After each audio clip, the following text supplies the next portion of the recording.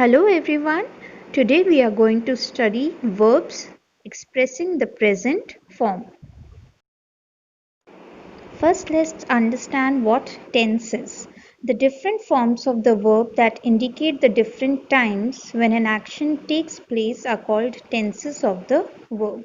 Tense usually means time. As we all know, there are three main tenses of a verb. They are present tense, past tense, and future tense. In this session, we'll be reading about the present tense and its forms. Let's start with the word be. The present form of be. It can be used both as a main verb as well as auxiliary verb. As you can see in the picture here, Mr. B with an extra E. The other forms of be in present tense are is, that is used in singular form, am, that is used with the word I, and are, that is used with the plural form. Examples for the same goes as he is happy, I am happy, they are happy. Moving further to the formation of the be form of words, that is, am, and are. In positive, we have, as you can see, I am. The short form for it is I apostrophe am. We are, we apostrophe re. The same you can read the other words. Negative, as there you can see I am not. Now in positive we had I am. So the same way we are adding I apostrophe am and not. We are not, we are as is the same and not is added after that. As you can read out the other words and understand. And in interrogative, I am was a positive word. Here it changes. It becomes am I. And don't forget to put the mark of interrogation, that is a question mark after that. Moving further to the present tense of have. Has and have are the two words that are used in the present tense. Has and have can be used in two ways. First, as the main verb, and second, as an auxiliary to make other tenses. So, when used as the main verb, it expresses possession. Possession means when you own something, when you possess something. Example, I have a pen, but I do not have any paper. Second example, Sudha has a spare pen. Now here they are talking about possession, about ownership. So like be form, now we are going to move further to the short forms of have. You can see then positive I have. In short form we write I apostrophe V E. In negative I have no, I apostrophe V E no, or I haven't any. The same way you can go through the other words. Now starting with the first form of the present tense, that is simple present tense. This is the form of verb which is used to denote an action or state of being at the moment of speaking. In the simple present tense, we normally use the root form of the verb, but with he, she, it, and other third person singular subjects, we have to add an s or es to the root form. Let's understand it better further. To begin with the positive sentences, I, we, you play.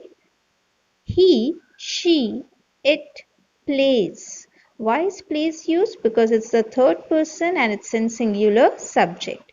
The next is they play. Here also we have used why the word play, not plays, because it's in the third person plural subject. Therefore, the formation of the simple present tense in the positive sentence goes as the root form and s or es is added to the root form. Now, moving further to the negative form of the simple present tense. The words I, we, you do not play. He, she, it does not play. They do not play. Now you know no and not are the words used in negative. So the formation here goes as subject plus do or does not plus the root form of the verb. Next comes the negative interrogative form. The formula is do or does not plus root form of the verb. Example, do you not play or don't you play? Next example, does he not play or doesn't he play? Next is what if the sentence they begin with a question word. The formula goes as question word plus do or does plus subject plus the root form of the verb plus the object including the question mark. When do you play or, and the second sentence, when does he play?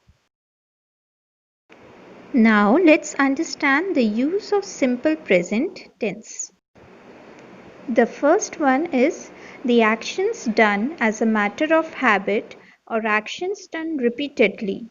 Those come under the category of simple present tense. Examples, monkeys eat banana. This is a habitual action. Second example, he goes for long walks. This is a repeated action. The second one is the use of simple present tense is to express scientific facts and universal truths. The example for universal truth is a magnet attracts iron, and the example for scientific facts is yoga exercises keep us fit. In these sentences, the words attracts and keep are used in the present form.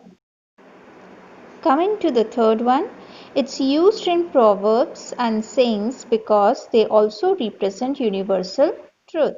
Example, fortune favors the brave. The second example, soft words win hard hearts. In these sentences, the words favors and win are used in the present form. Moving to the fourth one, this tense is also used to express natural qualities and professional activities. Example, honey tastes sweet. This is a natural quality, and in this sentence, tastes is the present word. Second example, a chemist sells medicines. This is a professional activity, and the word sells is used in the present form. With this, I end today's topic. For the second part, kindly watch my next video.